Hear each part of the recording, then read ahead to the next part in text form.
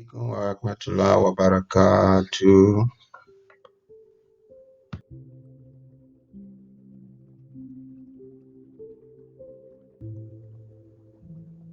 This is a presentation done by Sir M. Walan, semester 2.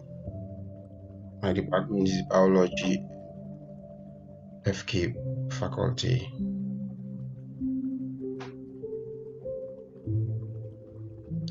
Ladies and gentlemen,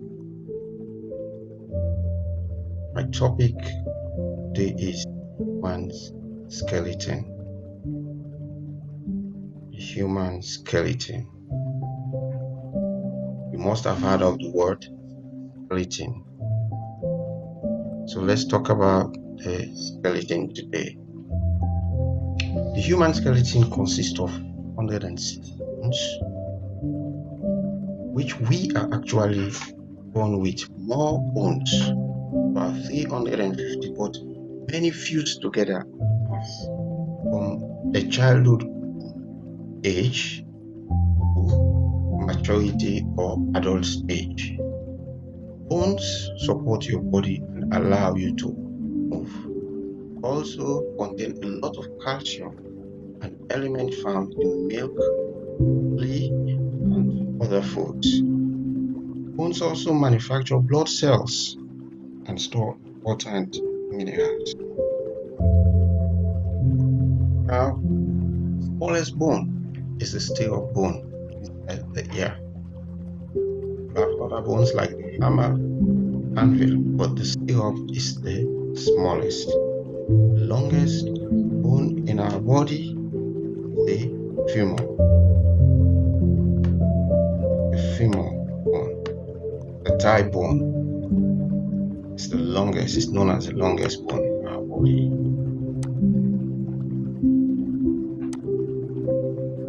Ladies and gentlemen, let's talk about the arm.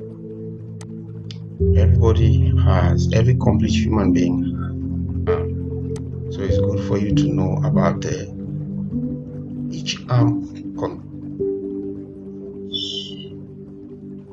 the humerus, which is in the upper arm, the humerus, which is in the upper arm, the radius, and the ulna in the forearm. The radius and ulna, which are found in the forearm, upper mid.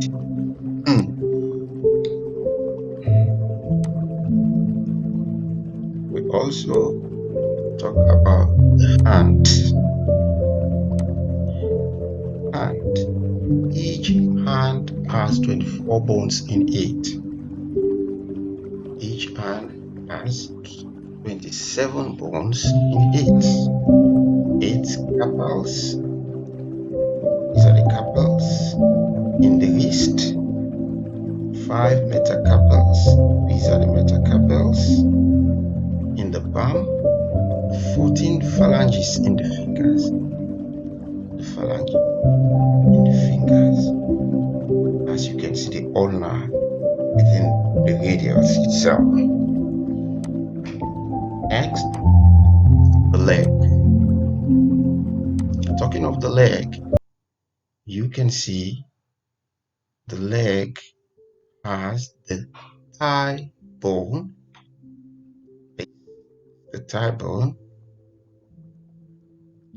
and the patella, which is the kneecap, patella, the tibia, which is the larger of the two legs bones located below knee. Yeah, this is the tibia. It's the largest bone located below the kneecap.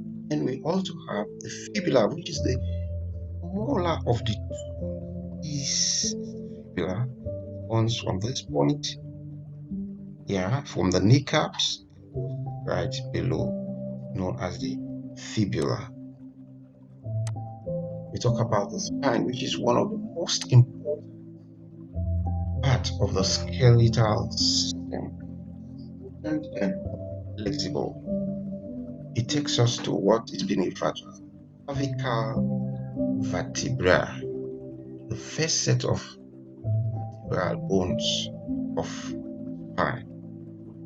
Clavicle is clavicle vertebra is located beneath the skull. So we see after the skull we have neck. So it takes it right from the neck part going down towards the next thoracic. Talking about this clavicle, there are 7 of them, ranging from C1 to C0. Primary function of these clavicle, primary function of these clavicles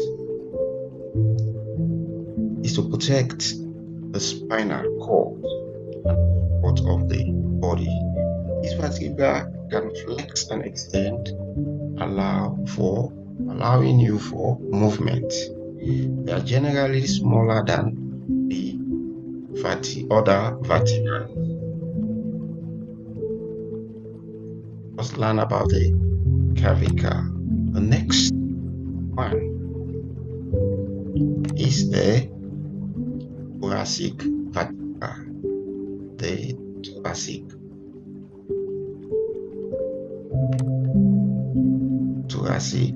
vertebra.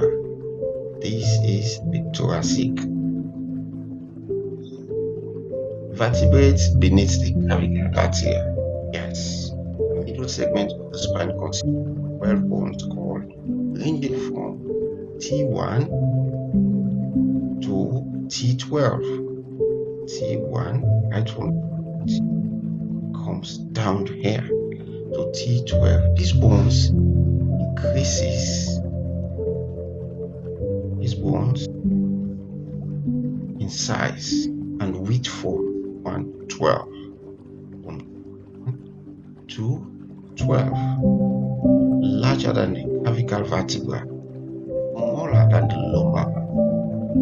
You can see that the clavicle is at the top, or it's larger than it. Then we can also see the lumbar beneath. So thoracic is larger than the clavicle, but the lumbar, which is beneath, is larger than the thoracic.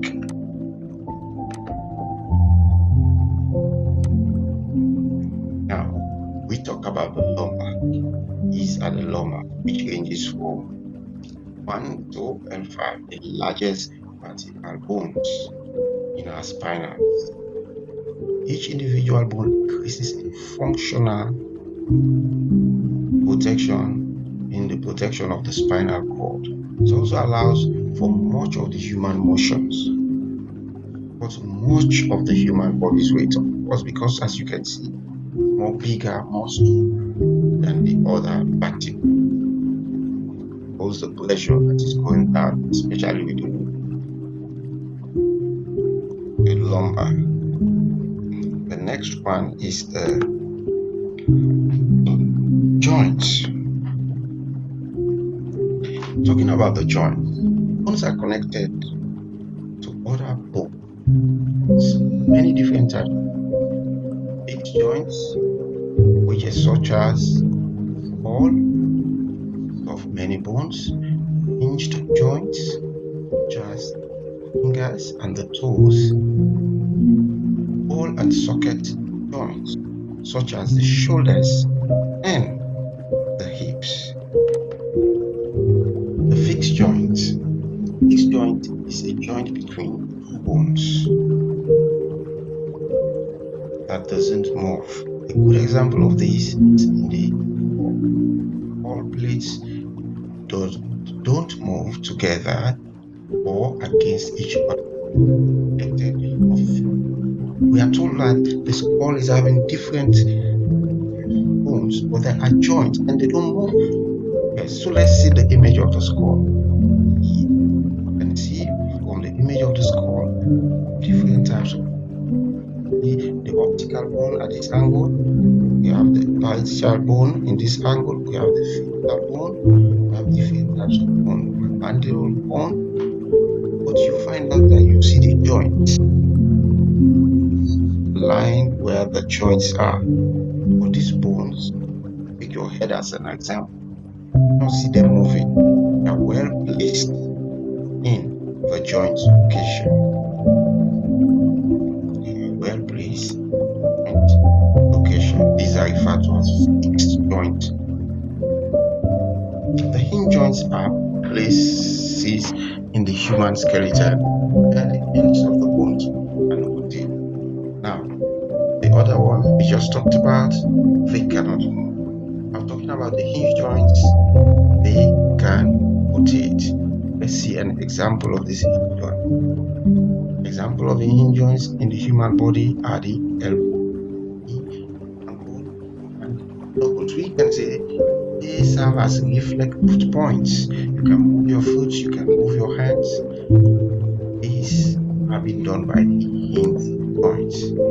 This is the image of the hinge joints. As you see here, you find out that one bone plug into the other, having the radius, the ulna, and the humerus. Talking about the posterior view. Talking about the medial view, you have the ulna, the lateral ligament, and the radius. They allow you to do reflex activities. Likewise, the other types are fixed, they don't move. This is another example. Most range of movement by joint divided by a ball and a joint. So in these hinge joint bones, you have heads and joints. You have socket, which spherical head of one bone lodges the spherical cavity in the shoulders. In the shoulder joints, the humerus arm on socket of the shoulder, because the socket is shallow and the joint loose. Shoulder is to the body mobile joint.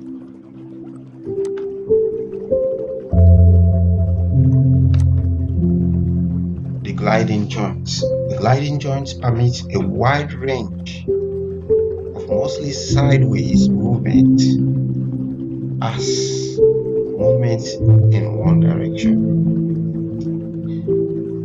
The bones, but they are joints. See, they have a pivot joint near the top, the spine, which allows the head to swivel and bend. Other pivot joints in the arm, like this, for example, which allow the wrist and the ankle. Next, another important part of the human skeletal system, which is the pelvic bone.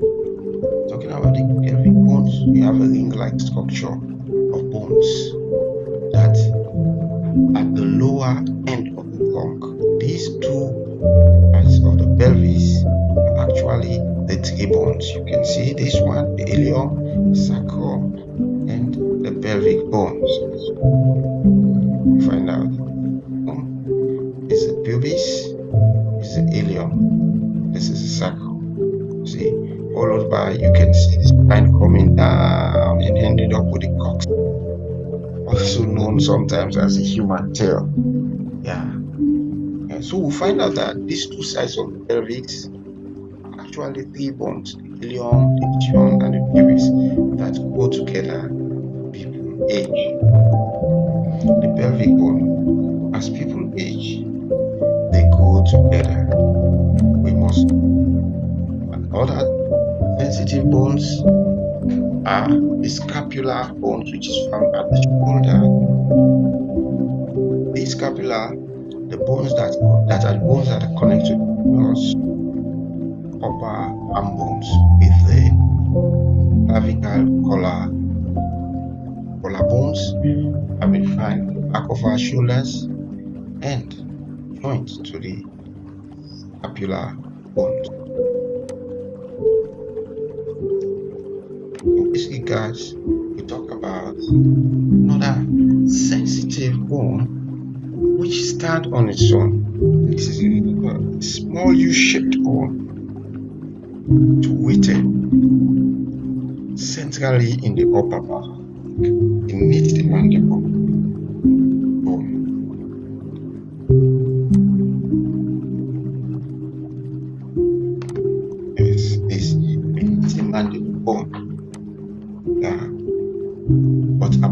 larynx here, the level of the third cervical. Well, there.